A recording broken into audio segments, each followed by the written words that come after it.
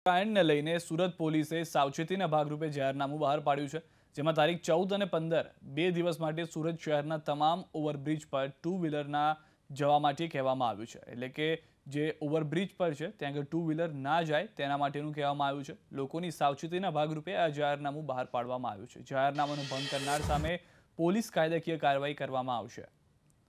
તો સુરત પોલીસ કમિશનરનો તગલકિયા ફરમાન હોવાનું પણ માનવામાં આવી રહ્યું છે। ચાઇનીઝ દોરી પર સકંજો ન કસનાર પોલીસ હવે જનતા પર અંકુશ મૂકવા નીકળી છે। ઉત્તરાયણમાં ટુ વ્હીલર ચાલકોને ઓવરબ્રિજ પરથી ન જવા માટેનું જાહેરનામું બહાર પાડવામાં આવ્યું છે। એટલે કે જે વાહન ચાલકો છે તેમને ન છૂટકે ઓવરબ્રિજનો ઉપયોગ ન કરી અને જે નીચેનો સર્વિસ રોડ છે અથવા તો પાસવે રોડ છે તેનો ઉપયોગ કરવો પડશે અને જે ઓવરબ્રિજ છે તેને ટાળવો પડશે। ચાઇનીઝ દોરી પર સકંજો ન કસનાર પોલીસનો આ એક તુગલકી ફરમાન છે, જ્યાં આગળ સાવચેતીના ભાગરૂપે આ જાહેરનામું બહાર પાડવામાં આવ્યું છે। પરંતુ નિષ્ફળતા છે સુરત પોલીસની કે ચાઇનીઝ દોરી ઉપર કાબુ ન મેળવી શકનાર સુરત પોલીસ હવે ટુ વ્હીલર્સને ઓવરબ્રિજ પરથી જવાનું ટાળી રહી હોવાનું કહી રહી છે। સુરતમાં ઉત્તરાયણને લઈને સુરત પોલીસે સાવચેતીના ભાગરૂપે જાહેરનામું બહાર પાડ્યું છે।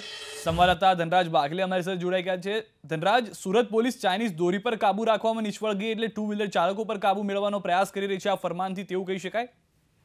જી બિલકુલ, જે પતંગ રસિયાઓ છે ઉત્તરાયણના દિવસે પતંગ ચગાવતા હોય છે ત્યારે એ બાબતને લઈને આ જાહેરનામું બહાર પાડ્યું છે। જોકે એકંદરે એક તરફ જ્યારે પતંગ બજાર છે, પતંગ બજારમાં જે રીતે દરોડા પાડવામાં જોઈએ, દરોડા અત્યારે હાલ પાડવામાં જાણે નિષ્ફળ રહી હોય પાલિકાની ટીમ અને કમિશનરની ટીમ, પરંતુ અત્યારે હાલ જે રીતે ઉત્તરાયણના બે દિવસને લઈને જ્યારે ફ્લાયઓવર બ્રિજ ઉપર અત્યારે હાલ પ્રતિબંધ ફરવામાં આવી રહ્યો છે ત્યારે જે લોકો આવન જાવન કરશે તેને અત્યારે હાલ હાડમારીનો સામનો કરવો પડે એવી પૂરેપૂરી શક્યતા છે। જોકે કોઈ વૈકલ્પિક વ્યવસ્થા પોલીસ કમિશનર દ્વારા રાખવામાં આવી છે કે એ પણ અત્યારે હાલ વિચાર માંગી લે તેવો વિષય છે। પરંતુ ઉત્તરાયણના દિવસે જે સ્વજનો હોય છે પોતાના પરિવારજનો સાથે મુલાકાત માટે જતા હોય છે ત્યારે જે ફ્લાયઓવર બ્રિજ છે તેનો ઉપયોગ પણ કરતા હોય છે। જોકે અત્યારે હાલ જે રીતે પ્રતિબંધ ફરમાવવામાં આવ્યો છે ત્યારે ક્યાંક ને ક્યાંક કહી શકાય કે એક તરફ ચાઇનીઝ દોરા ઉપર અંકુશ લાવવામાં જ્યારે જે તંત્ર છે નિષ્ફળ નીવડી રહ્યું હોય ત્યારે આ પ્રમાણેના જે રીતે ફરમાન બહાર પાડતા હોય છે ત્યારે તેને લઈને